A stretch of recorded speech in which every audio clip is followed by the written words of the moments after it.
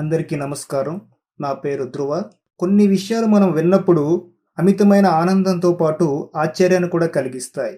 అలాంటి సంఘటనే నాకు ఈ మధ్యన ఒకటి ఎదురైంది. మేమంతా ప్రేమగా, అభిమానంగా, గౌరవంగా సత్యం సార్ అని పిలుచుకునే డాక్టర్ నమలపూరి సత్యనారాయణ గారికి తెలుగువారి ప్రతిభను ప్రపంచ దేశాలకి చాటి చెప్తున్న తెలుగు బుక్ ఆఫ్ రికార్డ్స్లో చోటు దక్కింది. ఇది నన్ను ఎంతగానో ఆనందపరిచింది, ఎంతగానో ఆశ్చర్యపరిచింది. సత్యం సారు పిహెచ్డి కోసం చేసిన థీసిస్ జైలు సాహిత్యం, present writing emergency in India A study, jail సాహిత్యం మీద పరిశోధన చేసిన తొలి భారతీయుడుగా తెలుగు బుక్ ఆఫ్ రికార్డ్స్లో మా సత్యం సారు పేరు నమోదు చేసుకున్నారు. మనకి లిమ్కా బుక్ ఆఫ్ రికార్డ్స్ తెలుసు, ఇండియా బుక్ ఆఫ్ రికార్డ్స్ తెలుసు, గిన్నీస్ బుక్ రికార్డ్స్ తెలుసు. ఈ తెలుగు బుక్ ఆఫ్ రికార్డ్స్ ఏంటంటే మన తెలంగాణ, ఆంధ్రప్రదేశ్లోని మన తెలుగువారు ఎవరైతే ఘన విజయాలు సాధిస్తారో వారికి ఈ పుస్తకంలో చోటు లభిస్తుంది అనమాట.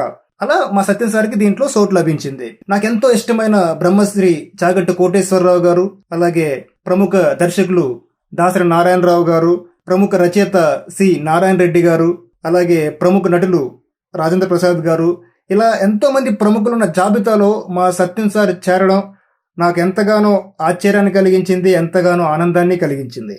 సంస్కృతంలో ఒక శ్లోకం ఉంటుంది, భగవద్గీతలోని 2వ అధ్యాయం 47వ శ్లోకం. నాకు చాలా ఇష్టమైన శ్లోకం ఇది.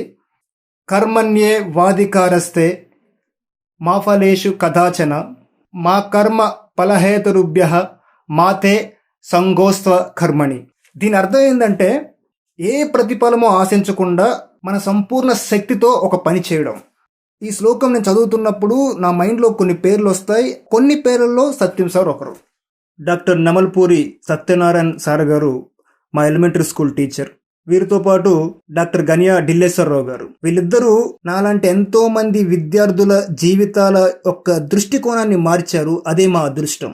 చిన్నతనంలోనే ఇలాంటి గొప్ప గురువులు దొరకడం అనేది నిజంగా మేమందరం చేసుకున్న అదృష్టం.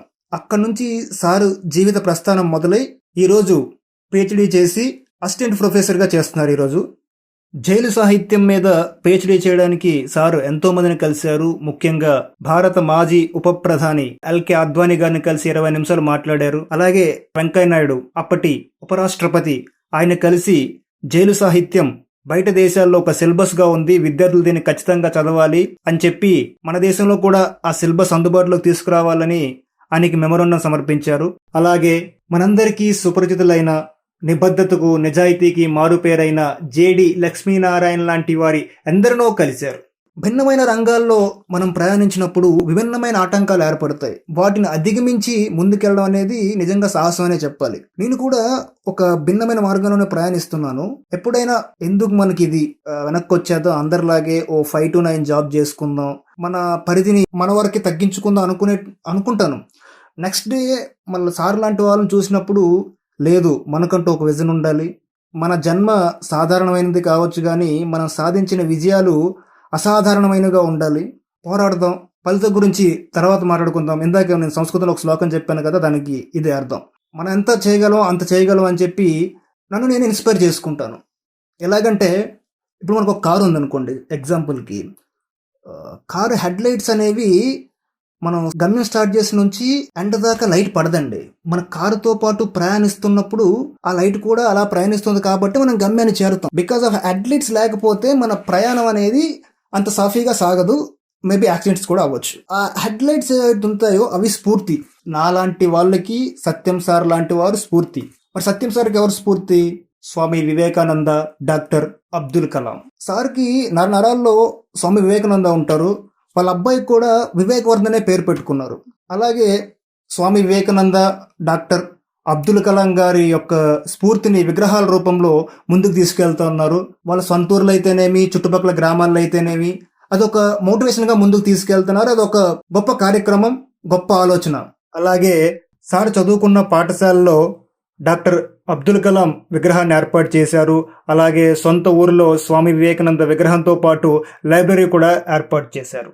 సత్యం సార్ యొక్క ఆలోచన, విజన్ ఎలా ఉంటుందో నాకు ఒక 2 సంఘటనలు నన్ను చాలా ఆశ్చర్యపరుస్తాయి, చెప్తాను మీకు. ఒకసారి ఆంధ్రజ్యోతి అనుకుంటా ఒక చిన్న ఆర్టికల్ వచ్చింది పర్యావరణ పరిరక్షణ మీద.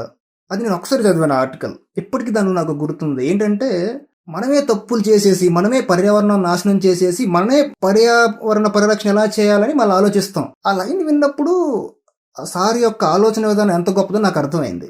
ఇక సార్ విజన్ విషయానికి వస్తే 2009లోనే అబ్దుల్ కలాం గారి పుట్టినరోజున స్టూడెంట్స్ డేగా ప్రకటించమని ఒక మోటో తీసుకొచ్చారు. అది అబ్దుల్ కలాం గారు చనిపోయిన తర్వాత UNO, United Nations organisations, Abdul Kalam గారి పుట్టినరోజు నాడు వరల్డ్ స్టూడెంట్స్ డేగా డిక్లేర్ చేశారు. ఇది ఆయన థాట్ ప్రాసెస్కి, విజన్కి ఒక నిదర్శనం. సత్యం సార్, మీ పని మీరు చేసుకుంటూ పోండి, ఫలితాలు అవే వస్తాయి. ఇది కేవలం శుభారంభం మాత్రమే, శుభం కాదు.